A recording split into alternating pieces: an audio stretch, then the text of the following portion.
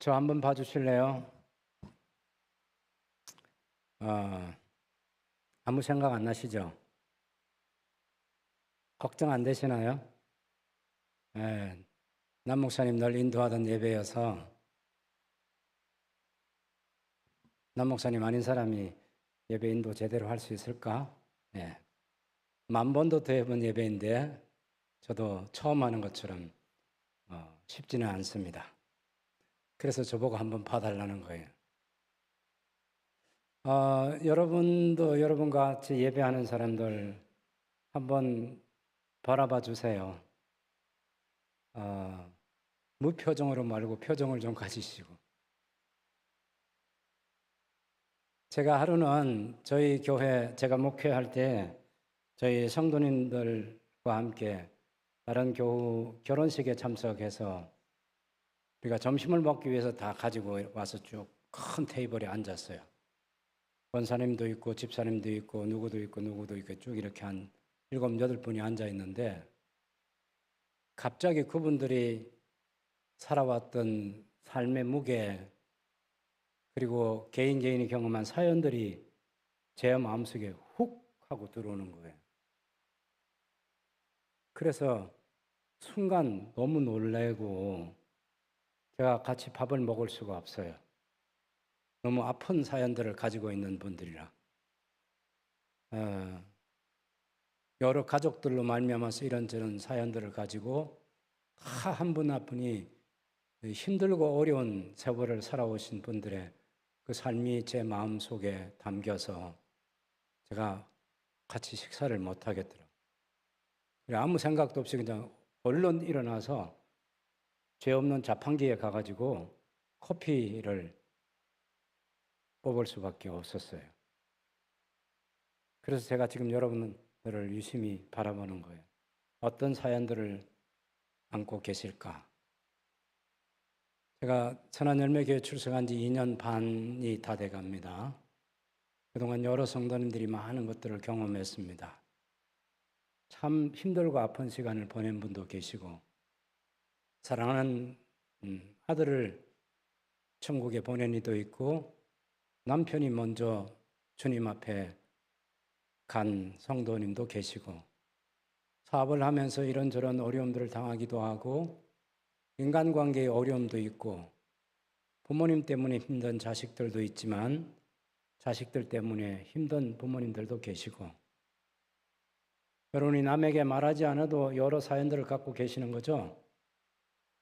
우리 삶의 시간들은 다 그런 시간들이 함께 마치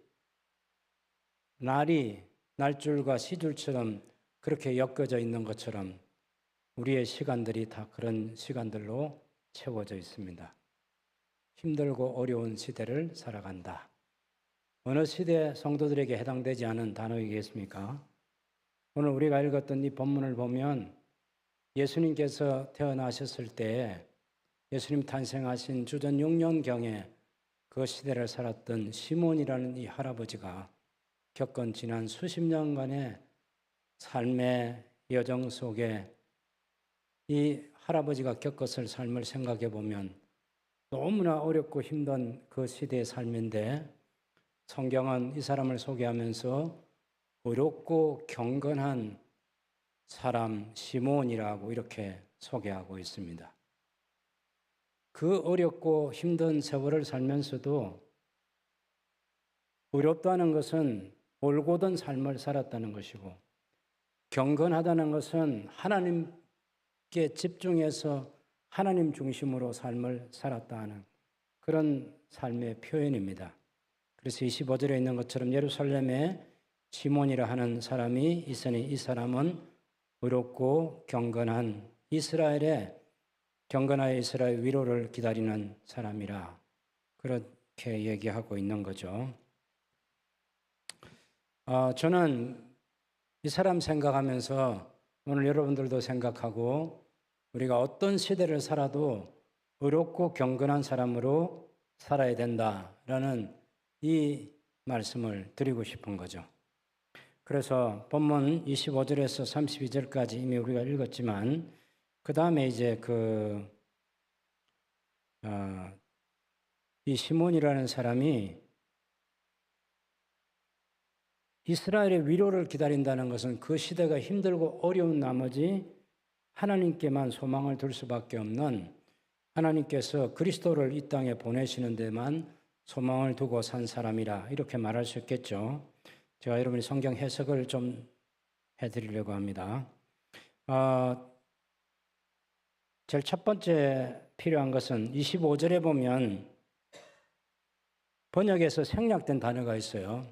우리 성경은 예루살렘에 시몬이라는 사람이 있었다 이렇게 얘기하지만 원래 헬라어 성경에는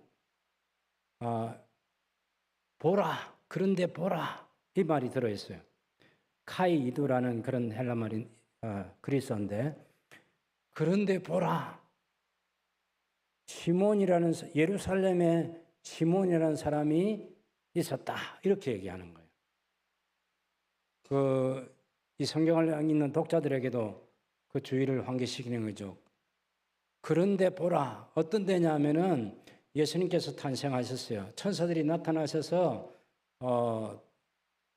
목자들에게 이 소식을 알려줬고, 목자들이 그 현장을 방문해서 목자들이 가보니까 정말 천사들이 알려준 대로 아기 예수님께서 탄생하신 것을 확인하고, 자기들도 천사들의 찬송처럼 자기들도 찬송을 불렀어요.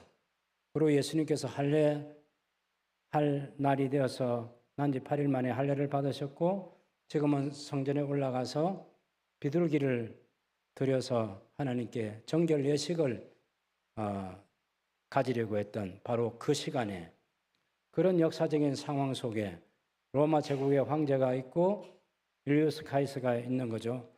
율리우스 카이서 죽고 카이사르 아우구스투스라는 사람이 이 로마의 황제이고, 유대 속국은 로마 속주민들이 살고 있는 유대는 헤롯 대왕이 다스리고 있는 그런 시간에, 그때에 이 시몬이라는 사람이 살고 있었다 이렇게 얘기하는 거죠. 보라, 그런데 보라, 예루살렘에 시몬이라는 사람이 살았다. 근데 이 사람은 의롭고 경건한 사람이고, 그러면서 이스라엘 위로를 기다리는 사람으로 소개받고 있습니다.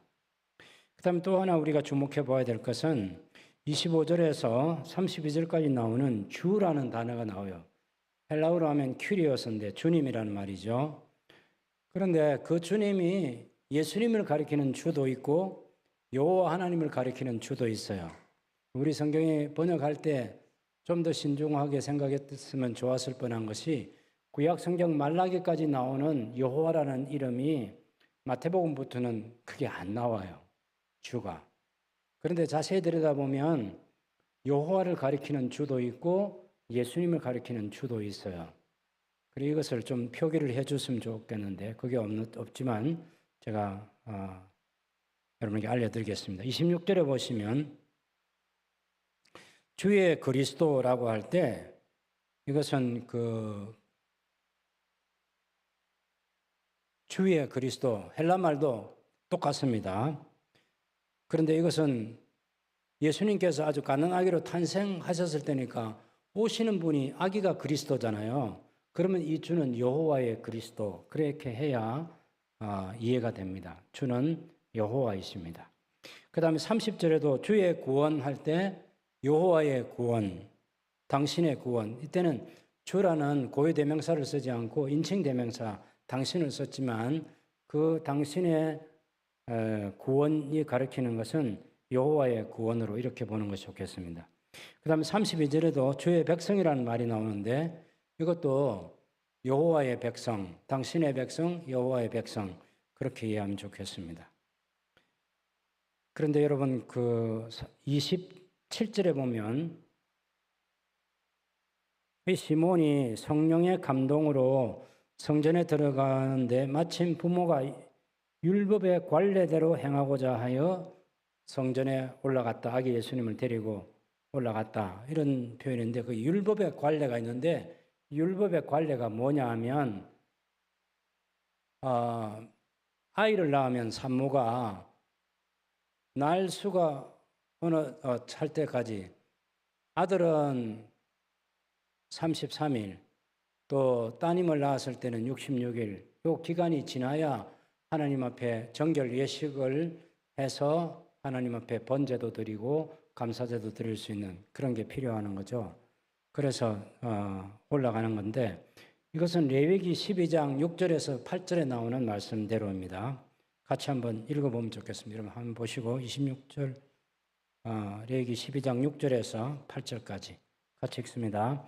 아들이나 딸이나 정결하게 되는 기한이 차면 그 여인은 번제를 위하여 1년 된 어린 양을 가져가고 속죄제를 위하여 집비둘기 새끼나 산비둘기를 회막문 제사장에게로 가져갈 것이요 제사장은 그것을 여호와 앞에 들여서 그 여인을 위하여 속죄할지니 그리하면 사늘이 깨끗하리라. 이는 아들이나 딸을 생산한 여인에게 대한 규례니라. 그 여인이 어린 양을 바치기에 힘이 미치지 못하면 산비둘기 2마리나 집비둘기 새끼 2마리를 가져다가 하나는 번제물로 하나는 속죄제물로 삼을 것이요 제사장은 그를 위하여 속죄할지니 그가 정결하리라.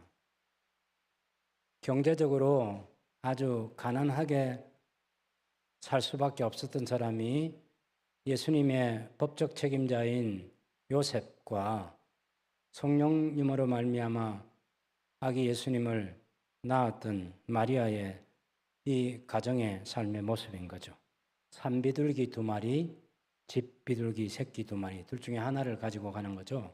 그래서 번제와 속죄제를 드리도록 양을 드릴 만한 그런 힘은 없는 거죠. 하나님께서는 경제적으로 어려운 사람도 우리 성경에 보면 2렙돈 드릴 수밖에 없는 한 과부 얘기 나오잖아요. 그 2렙돈이라는 것은 2,500원이 생활비 전부였어요. 그 당시에 비둘기 한 마리 값이 얼마냐면 9만 원에 팔렸어요. 그러니까 속죄 제사도 드릴 수 없는 가난한 현실이 과부의 삶의 현실이었어요. 그런데 그런 사람도 하나님께서 쓰시는 거죠. 마리아와 요셉도 가난하지만 하나님이 쓰셔서 우리의 구세주이신 예수님께서 이 땅에 오시는 통로로 쓰임받았던 그런 모습을 볼 수 있습니다. 아무리 가난한 사람도 아무리 부한 사람도 하나님께서는 꼭 필요한 사람을 필요한 곳에 쓰신다는 사실을 성경이 알려주고 있습니다. 제가 오늘 여러분에게 설교의 제목을 의롭고 경건한 시몬에게서 본받을 신앙생활이라고 했는데 제가 3가지 포인트를 말씀드리려고 합니다. 첫째는 25절에서 27절 말씀을 중심으로 시몬이 자기가 열심으로 신앙생활도 잘했지만 무엇보다 삼위일체 하나님의 은혜를 힘입은 사람으로 자기 시대의 믿음을 지킨 사람이다 라는 사실을 말씀드리려고 하고요. 또 다른 하나는 시몬이 아기 예수님을 안고 찬송을 불렀어요. 그래서 28절과 32절에 보면 시몬은 찬송 생활이 기본이 되어 있는 신앙생활을 한 사람이다. 이 사실을 또한 강조하려고 합니다. 세 번째는 33절에서 35절에 보면 시몬의 그 찬송을 듣고 부모들이 놀라게 됐어요. 그래서 시몬이 부른 그 찬송을 들으면서 요셉과 마리아 그 주변에 있는 사람들이 큰 감동을 받고 하나님을 경외하는 마음의 태도를 갖게 되는 놀랍게 여겼다는 말이 그런 말이거든요. 그래서 찬송으로 영향력을 주는 시몬의 삶에 대해서 말씀을 드리려고 합니다. 25절에서 17절에 있는 말씀 보면 시몬이 삼위일체 하나님의 은혜를 입은 사람으로 살았다는 이 사실을 강조하려고 합니다. 제가 굳이 이 시몬 얘기를 하면서 예수님 탄생 기사와 관련해서 삼위일체 하나님이라는 단어를 강조하려고 하는 의도가 있어요. 우리가 믿는 하나님은 그냥 하나님이 아니에요. 아버지 하나님, 성부 하나님, 성자 하나님, 성령 하나님, 이 셋이 하나이신 그런 하나님이다라는 것입니다. 다른 종교에는 없는 거예요. 세계 3대 종교 할 때 불교, 이슬람교, 또 유대교하고 기독교를 같이 보는 사람들이 있을지 몰라도 유대교와 기독교는 같지 않아요. 유대교는 18개 기도문 가운데 2개의 기도문은 우리 기독교를 저주하는 그런 기도문을 지난 2000년 동안 계속해서 해오고 있어요.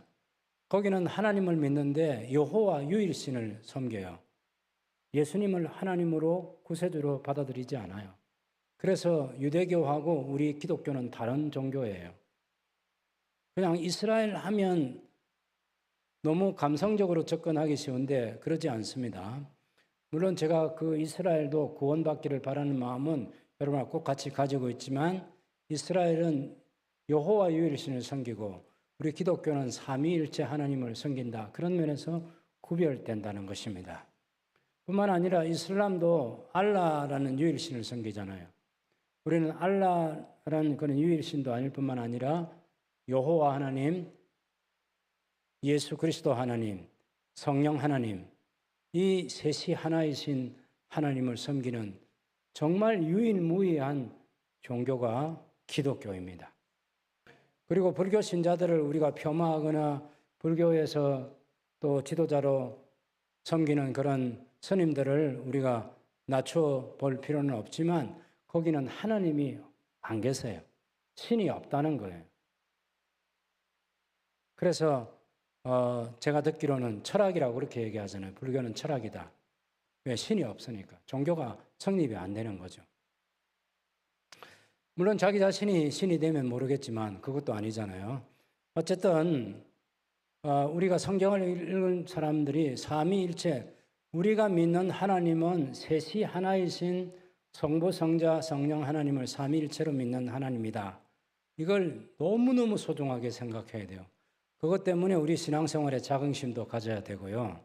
그래서 여기 보면 25절에 보면 성령님이 나와요.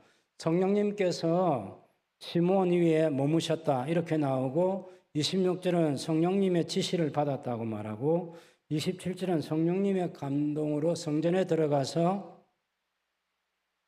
아기 예수님, 성자 예수님을 품에 안게 된 거죠.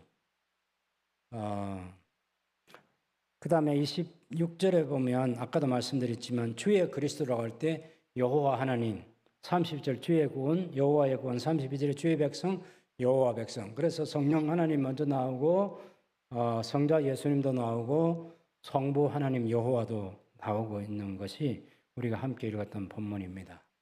그래서 이 삼위 하나님께서 시몬뿐만 아니라 그 시대 하나님 백성들을 구원하시기 위해서 열심히 일하신 역사를 이 성경이 기록하고 있는 거죠. 창조주요 구속주요 섭리주이신 성부, 성자, 성령 하나님께서 우리의 완전한 구원을 위해서 예수 그리스도를 이 땅에 보내주시는 일에 삼위 하나님이 함께 일하신 놀라운 장면. 사람이 쓸 수 없는 거죠. 사람이 이런 소설을 쓸 수가 없습니다. 사람이 이런 내용을 연극 각본으로 드라마 각본으로 쓸 수가 없는 거죠. 성령께서 성경을 기록하는 성경 저자들에게 이 사실을 그냥 기록하게 하신 거예요. 그래서 삼위일체 신학은 사람이 만들어서 기록한 게 아니고 기록되어 있는 것을 읽어보니까 삼위일체 하나님이 있다는 것을 확인할 수 있는 거죠.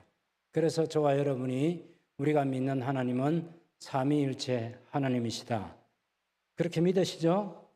예, 우리 모두가 동의하는 매우 중요한 사실입니다. 그 다음에 이 시몬이요, 그 시대에 의롭고 경건하여 이스라엘 위로를 기다리는 사람이라고 그렇게 말했는데 그 시대에 의롭고 경건한 사람으로 살아가는 게 쉽지 않습니다. 여러분, 위에 있는 정치하는 사람들이 잘못 살면, 지도자들이 잘못 살면 백성들이 올곧게 살아가고 싶은 마음이 안 생겨요. 여러분, 소비에트 연방이 무너지고 나서 그 러시아가 이제 러시아 주변에 많은 나라들이 독립을 했잖아요. 러시아도 마찬가지고. 그럴 때 그 지도자들이 미국에 있는 그 품성 훈련을 하는 목사님에게 연락해 가지고 우리 러시아의 이 젊은이들을 올바른 길로 좀 인도해 달라고 얘기를 했어요.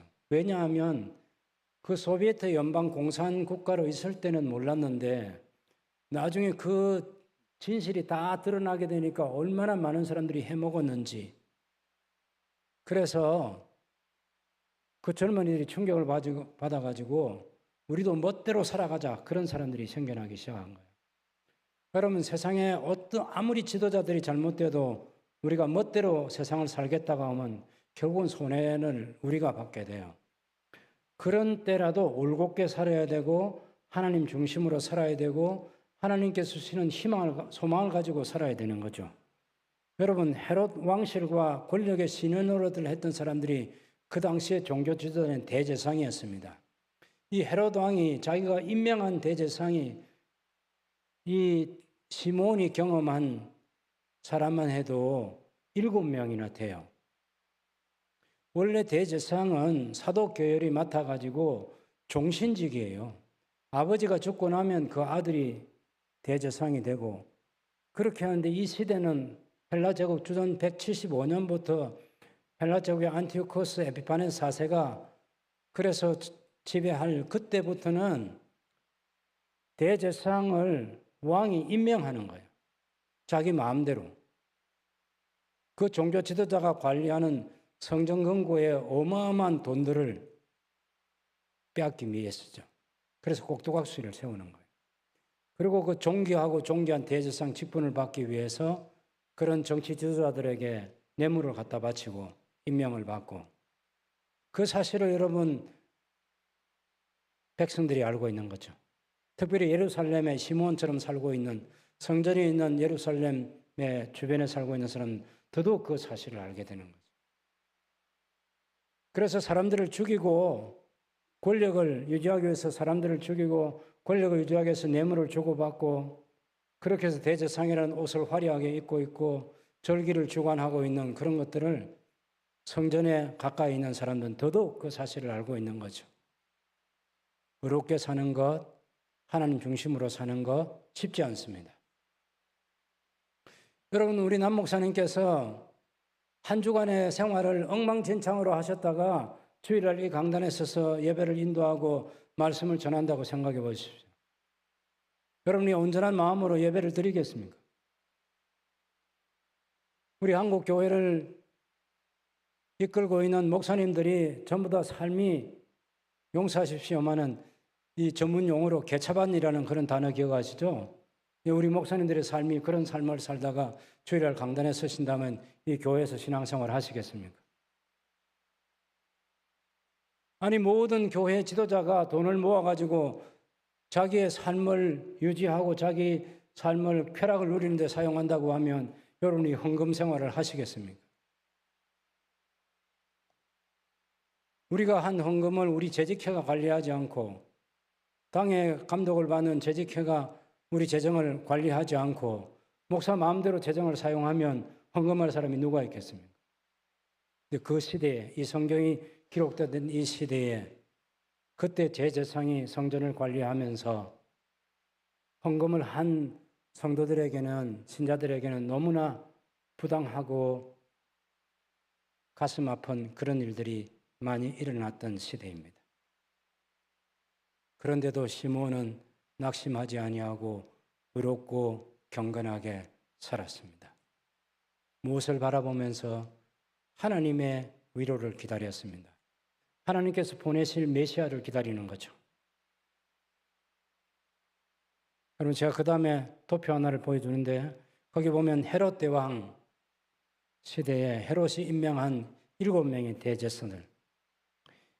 아나니엘이라는 사람은 바벨론 출신인데 대제사장직을 맡을 만한 정통성이 있는 사람이 아니고 헤롯 대왕 자기에게 이 사람 임명하면 자기 입맛대로 성전 관리와 관련된 걸 할 수 있는 그런 사람을 임명하는 거죠. 그랬더니 하스몬 왕가의 그 마리암네 2세 두 번째 부인과 그 장모님이 어떻게 이 헤롯 대왕을 못 살게 굴어가지고 왜 정통성 있는 대제사장을 임명할 수 있는 우리 아들 아리스토블루스 3세가 있는데 왜 대제사장을 임명하고 아나네를 임명하느냐고 막 시위를 계속해서 하니까 그래서 할 수 없이 아리스토블루스 3세를 임명합니다. 그리고 자기 처남인데 1년 만에 죽여버립니다. 그리고 처음에 임명했던 그 대제사장 아나네를 다시 임명합니다. 왜 이렇게 하죠? 왕 자기가 원하는 대로 성전에 있는 것들을 마음대로 빼앗기 위해서 하는 것입니다. 그 다음에 파비의 아들 예수, 보에투에스의 아들 시몬, 또 데오빌루스의 아들 마띠아, 엘레무스의 아들 요셉, 보에투에스의 아들 요아살. 7명의 대제사장이 바뀔 때 얼마나 삶에 여러 가지 어려움들과 시련들이 있는지 아시겠죠?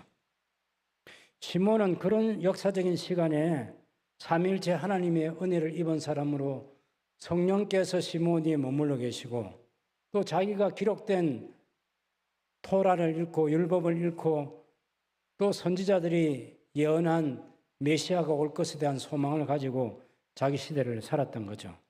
그래서 아기 예수님께서 성전에 올라오셨을 때 그때 성령님께 이끌려서 성전에서 아기 예수님을 만나게 되었습니다. 여러분, 우리가 어떤 삶의 어려운 시대가 와도 우리의 삶의 목표는 분명하게 정해야 되는 거예요. 누가 뭐래도 종교 지도자들이 잘못돼도 목사님들이 잘못되고 장로님들이 잘못된다 해도 우리는 올곧게 살아야 되고 우리 신앙생활 바르게 해야 되고 우리가 경건하게 하나님 중심으로 살아야 하고 우리는 다시 오실 예수님의 재림에 대한 소망을 가지고 우리 신앙생활 꿋꿋하게 해야 된다. 잊지 마시길 바랍니다. 두 번째는 이 시몬이 아기 예수님을 품에 안고 찬송을 불렀어요. 그래서 이 시몬은 찬송 생활이 기본이 된 신앙이라는 사실을 알 수 있습니다. 여러분, 찬송 쉽지 않습니다. 어떤 상황이 딱 생겼을 때 기쁜 일, 슬픈 일 그런 거 만났을 때 찬송하는 게 쉽지 않아요.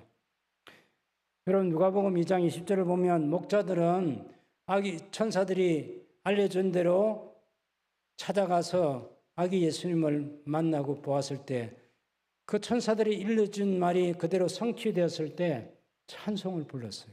찬송. 하나님을 찬송한 거죠. 2장 20절에 목자들은 자기들에게 이르던 바와 같이 듣고 본 모든 것으로 인하여 하나님께 영광을 돌리고 찬송하며 돌아가니라. 여러분, 그 시대 목자들도 찬송을 할 줄 알았어요. 목자들도 하나님에 대한 신앙이 있었어요. 2장 28절에 보면 시몬이 아기를 안고 하나님을 찬송합니다. 그리고 그 찬송의 내용은 29절에 32절에 있는데요. 하나님의 말씀이 그대로 이루어진 그것을 보면서 29절에 주제시여 대주제이신 여호와시여 그런 말이죠. 이제는 말씀하신 대로 성취가 되었으니 성령께서 지시하신 대로 아기 예수님이 오셨으니 이제 종을 평안히 놓아 주셔도 됩니다. 저는 이제 죽어도 여한이 없습니다. 이렇게 고백하는 찬송이에요. 그리고 그동안 사모해 왔던 여호와의 구원이 이루어진 걸 알았습니다. 30절에 보면 제 눈이 주님의 구원을 보았습니다. 여호와께서 지난 창세기 3장 15절 여자의 후손을 보내주시겠다는 그 창세 이후에 지금까지 예언해 주셨던 메시아 그리스도께서 오셔서 우리를 구원하시게 됐습니다. 제 눈이 주님의 구원을 보았습니다 하면서 찬송을 부르는 거예요. 그리고 31절에 보면 만민의 구원을 위한 여호와의 일하심을 보고 찬양했습니다. 이는 만민 앞에 준비하신 것이요 이방에 비치는 빛이고 또한 주님의 백성 이스라엘의 영광이 되는 일이 바로 예수께서 오신 것이에요. 그 아기 예수님 보면서 하나님의 큰 구원 역사를 그동안 지난 수천 년 동안에 품었던 하나님의 구원 역사가 이 시몬의 가슴에 안기게 된 거예요. 그래서 이런 찬송 부르는 거예요. 찬송 아무나 부르는 게 아니에요, 여러분. 찬송은 기록된 하나님 말씀 통해서 성부, 성자, 성령 하나님을 늘 마음에 생각하는 사람이 찬송을 부르는 사람이에요. 그럼 아무 때나 찬송이 흥얼거려지지 않아요. 기쁘고 슬프고 가슴 아프고 때로는 외롭기도 하고 그런 여러 가지 삶의 어려움들을 만나면서 하나님께서 우리에게 주신 찬송 때문에 때로는 울기도 하고 때로는 그 찬송 때문에 기뻐하기도 하고 하나님을 높이고 하나님께 대한 소망을 갖고 기도하게 되는 겁니다. 여러분 찬송 자주 부르셔야 돼요. 잘 안 되는 분들은 억지로라도 부르셔야 돼요. 주일날 불렀던 찬송을 한 주간 동안 계속 불려보는 것도 좋고요.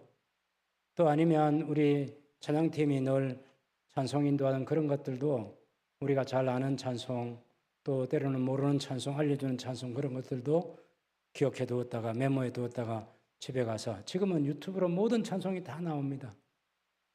그래서 그런 찬송들 다시 들어보고 하나님께 찬송으로 예배하고 가까이 나아가고 그런 것들이 우리 모두에게 중요한 것입니다. 우리가 자주 부르게 될 찬송 속에 담아야 될 내용들은 성부, 성자, 성령 하나님에 대한 찬양입니다. 성부, 성자, 성령께서 하신 일에 대한 찬송입니다. 창조하셨고 섭리하시고 구원하시는 일입니다. 지금도 쉬지 않고 일하시는 분이에요. 지금도 예수님께서 말씀하신 대로 성령께서 세상 끝날까지 우리와 함께 하신다는 믿음을 가지고 하나님을 찬송해야 하는 것입니다. 예수님께서 십자가에 죄 없으신 주님이 십자가에 달리셨어요. 우리 죄를 위해서 죽어주신 주님의 십자가에 죽으십니다. 그 흘리신 보혈 때문에 저와 여러분이 다 죄 용서받고 구원을 받게 된 것입니다. 우리가 이 세상의 모든 것을 다 잊어버린다고 해도 혹 두렵기는 하지만 모르겠어요. 우리가 점점 기억력이 쇠하여지겠죠? 어떤 분들은 지금 많은 환자들이 생겨나고 있는 치매에 걸리기도 하겠죠.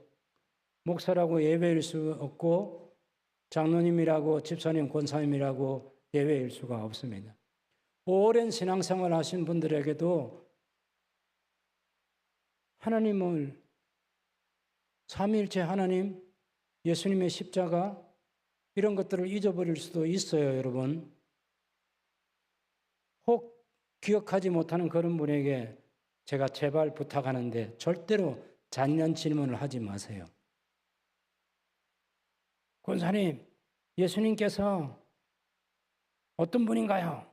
그런 거 물어보지 마시라고. 이미 기억력이 없습니다. 그런 질병을 앓고 있는 분에게 잔인한 그런 질문도 하지 마세요. 그러나 우리의 기억력이 쇠퇴해가기 전에 점점 예수님께서 우리의 구원을 위해서 십자가에 달려 돌아가시고 묻히셨다가 사흘날에 부활하시고 성천하시고 재림하시고 그리고 그날에 우리 모두가 죽었다가 다시 부활하게 되는 그리고 살아있는 우리 모두가 다시 새로운 사람으로 새로운 몸으로 변화를 입게 되는 이 구원의 완전함에 대해서 늘 기도하고 찬송 부르고 그렇게 하다가 주님을 맞이할 수 있는 복된 하나님의 사람으로 살아갈 수 있게 되기를 바랍니다. 여러분 오늘 시몬은 이 찬송을 부르면서 이 찬송을 듣는 사람들에게 큰 영향력, 거룩한 영향력을 끼쳤습니다. 거기 시몬은 보면 예수님에 관한 찬송을 통해서 그 부모를 놀랍게 했다고 말합니다. 33절 보시면 그 부모가 그 아기에 관한 말들을 놀랍게 여기더라. 그 아기 예수님에 관한 말씀을 놀랍게 여겼어요.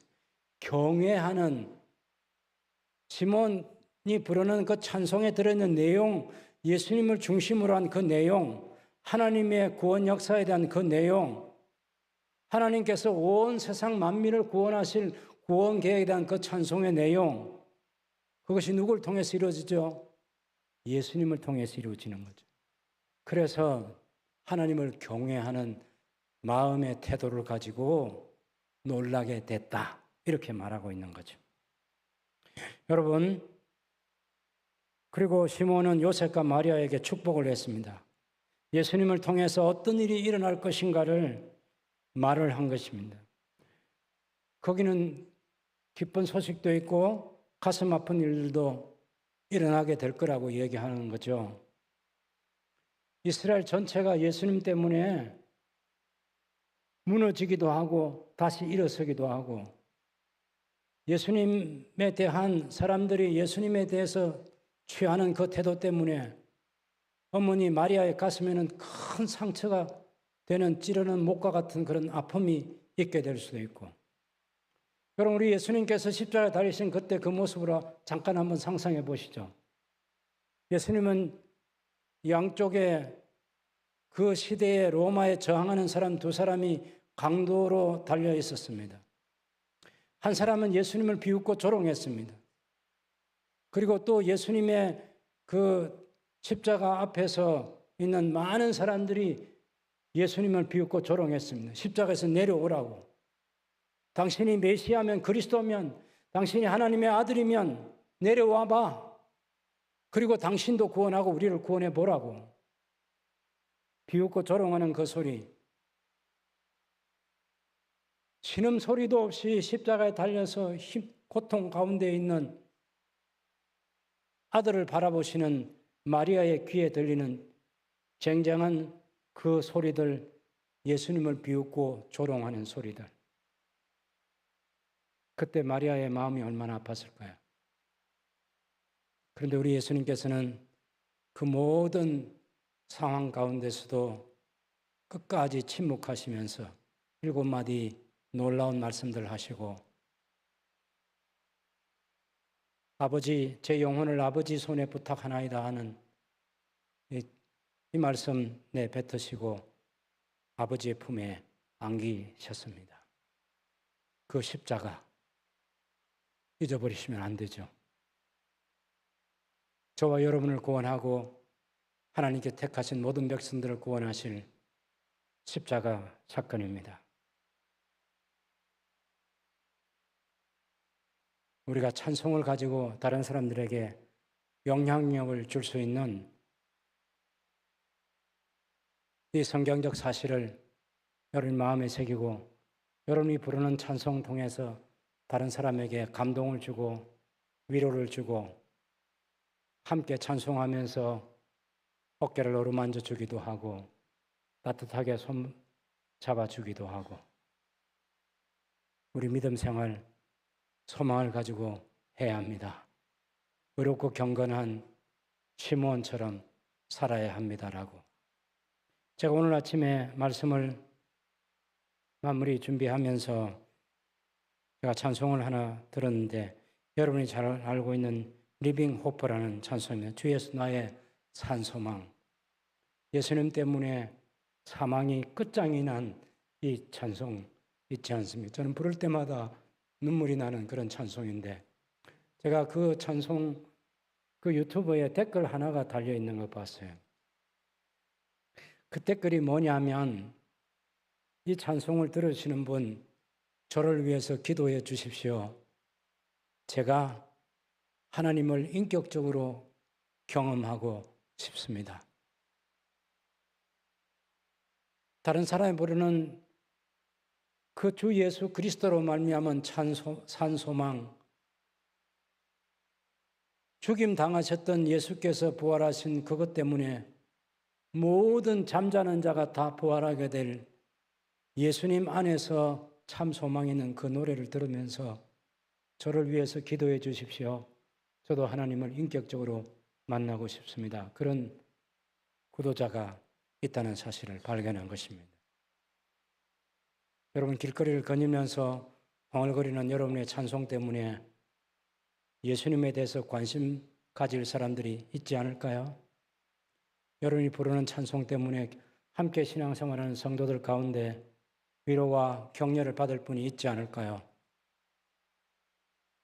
찬송으로 영향력을 줄 수 있습니다. 그것이 여러분의 노래가 되고 기도가 되는 그런 삶이 될 수 있습니다. 여러분 1, 2, 3번 한번 같이 결론 부분 읽으면서 우리 마음에 새기면 좋겠습니다. 같이 합시다. 삶이 어렵고 지치더라도 삼위 하나님의 구원을 바라보고 어렵고 경건한 성도로 기록된 말씀과 성령님의 인도하심에 예민하게 삽시다. 시작하신 하나님께서 완성하신 구원의 소망을 가지고 삼위 하나님께 올리는 찬송이 끊어지지 않는 믿음 생활을 합시다. 하루를 살아도 시몬처럼 하나님을 중심에 두고 예수님을 중심에 두고 다른 사람에게 거룩한 영향을 주는 사람으로 살아갑시다. 여러분, 네덜란드의 유명한 화가 렘브란트 아시죠?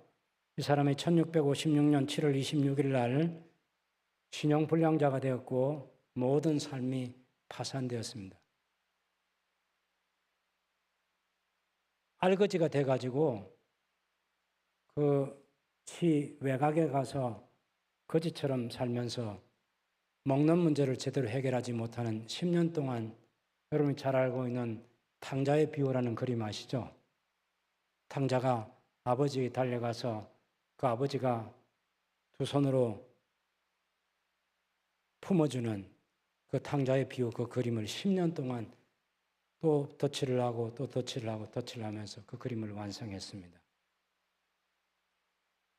그리고 그가 아무도 없는 데서 외롭게 생을 마쳤습니다.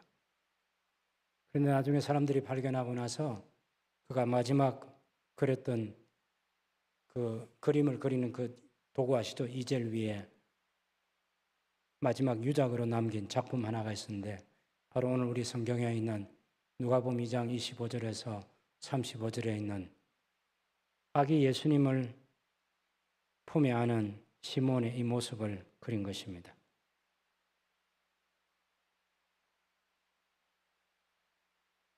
이 그림을 그린 화가 렘브란트를 생각해 보시죠. 시몬 할아버지 옆에 서 있는 바로 저 사람이 렘브란트처럼 그렇게 보입니다. 젊은 날에 가장 아름다웠던 시절이라고 할 수 있겠죠. 시몬 할아버지가 아기 예수님께 소망을 둔 것처럼 렘브란트도 아무도 함께 하는 이 없는 그런 어려운 시간 속에서 시몬을 생각하면서 아기 예수님께 소망을 두고 하나님 품에 안겼습니다. 여러분, 하늘 아버지께서 계신 집이 어떨까요? 그 집이 이 세상의 집들과 얼마나 다를까요? 황금빌이 나 있고 황금문을 열고 들어가면 온통 황금으로 지어진 집이기 때문에 그 천국에 대한 기대를 하십니까? 평생 좁은 집에 살다가 천국 가면 큰 저택을 주실 것 같아서 대궐 같은 집에서 사는 것 때문에 소망을 가지고 있나요? 그런 것에 대한 기대를 하고 있습니까? 아니죠.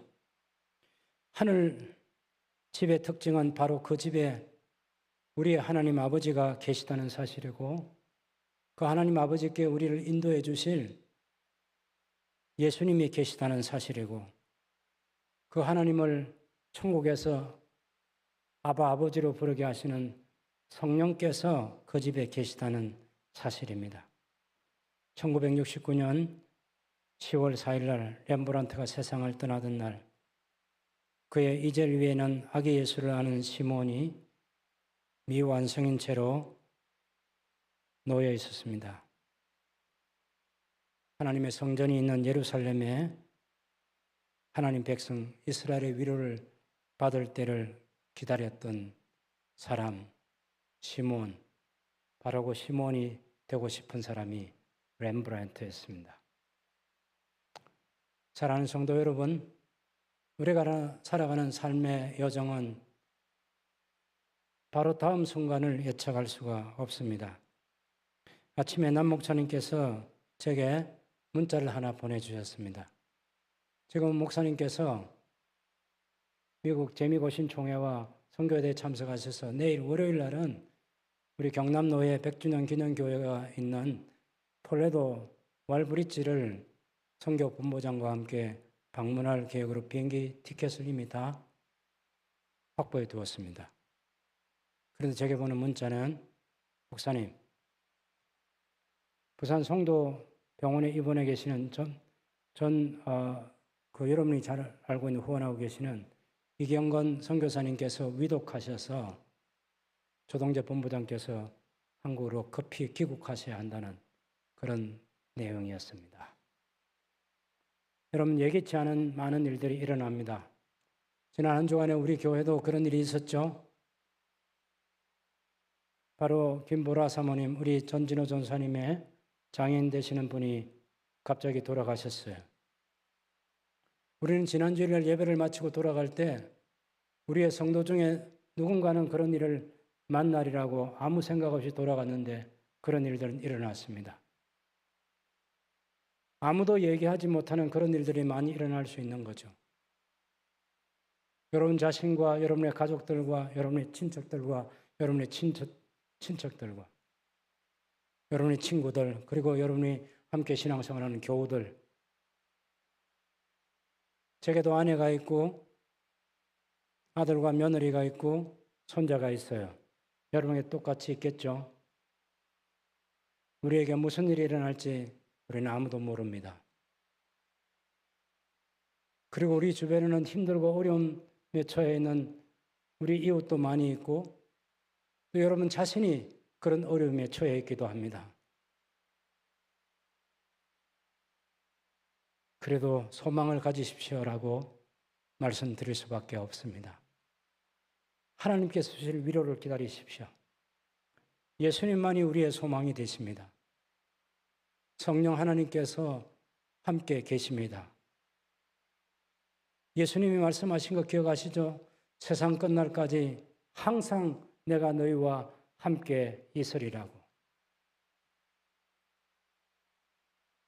힘들고 지칠 만한 그런 일들이 있어도 낙심하지 마시고 소망 가지시고 살아가시는 하나님의 사람들이 되시기를 바랍니다. 다 같이 기도하겠습니다. 제가 이런 찬송이 아침에 들었던 찬송인데 너무 마음에 와닿았습니다. 하나님의 열심이라는 노래인데 사랑하는 내 딸아 너의 자금도 내겐 귀하다. 너와 함께 걸어가는 모든 시간이 내겐 힘이라. 사랑하는 아들아 내 연약함도 내겐 큼이라. 너로 인해 잃어버린 나의 양들이 돌아오리라. 조금 느린 듯 해도 기다려 주겠니? 조금 더딘 듯 해도 믿어 줄 수 있니? 내가 가는 그 길 절대 헛되지 않으니 나와 함께 가자. 앞이 보이지 않아도 나아가 주겠니? 이해되지 않아도 살아내 주겠니? 너의 눈물의 기도 잊지 않고 있으니 나의 열심으로 이루리라. 하나뿐인 사람아 내게 부탁이 있다. 길 잃어 지친 영혼 돌아보라. 나의 품으로 안기어라. 조금 느린 듯 해도 기다려 주겠니? 조금 더딘 듯 해도 믿어 줄 수 있니? 네가 가는 그 길 절대 헛되지 않으니 나와 함께 가자. 앞이 보이지 않아도 나아가 주겠니? 이해되지 않아도 살아내 주겠니? 너의 눈물의 기도 잊지 않고 있으니 나의 열심으로 이루리라. 내게 그 땅을 부탁한다. 내게 그 땅을 부탁한다.